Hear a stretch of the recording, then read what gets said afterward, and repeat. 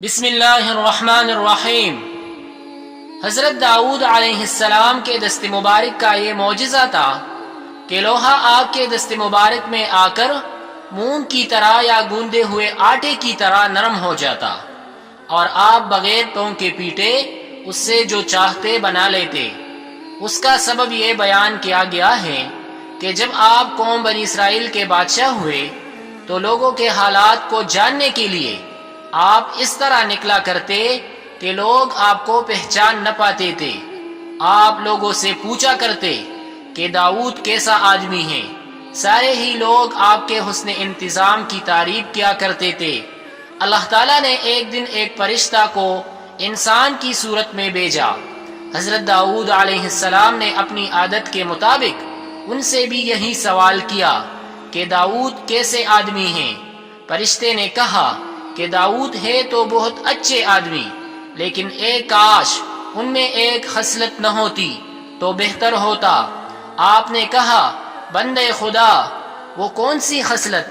فرشتہ نے کہا کہ وہ اپنا اور اپنے اہل و عیال کا خرچ بیت المال سے لیتے ہیں۔ فرشتے کی اس بات کو سن کر آپ کے دل میں خیال آیا کہ اگر آپ بیت المال سے وظیفہ لیتے تو زیادہ بہتر ہوتا۔ فرشتہ کی اس بات کو سن کر آپ کے دل میں خیال آیا کہ اگر آپ بیت المال سے وظیفہ نہ لیتے تو زیادہ بہتر ہوتا۔ آپ نے بارگاہ خداوندی میں دعا کی کہ ان کے لیے کوئی ایسا سبب کر دے جس سے آپ اپنے بال بچوں کا خرچ پورا کر سکے اور بیت المال یعنی شاہی خزانہ سے بے نیازی ہو جائے۔ اللہ تعالیٰ نے آپ کی دعا قبول فرمائی، آپ کے لیے لوہے کو نرم کر دیا اور آپ کو ذرہ بنانے کا علم دیا۔ سب سے پہلے ذرہ بنانے والے آپ ہی ہیں۔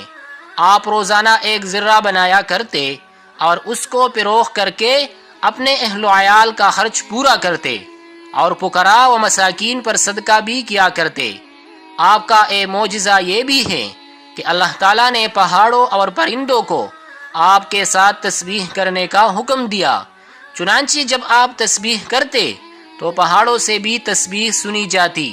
چنانچہ ارشاد باری تعالیٰ ہے، ترجمہ: اور بے شک ہم نے داؤد کو اپنا بڑا فضل دیا، اے پہاڑوں اس کے ساتھ اللہ کی طرف رجوع کرو۔ فائدہ: اللہ تعالیٰ نے حضرت داؤد علیہ السلام کو بہت پیاری اور حسین آواز بھی عطا فرمائی تھی۔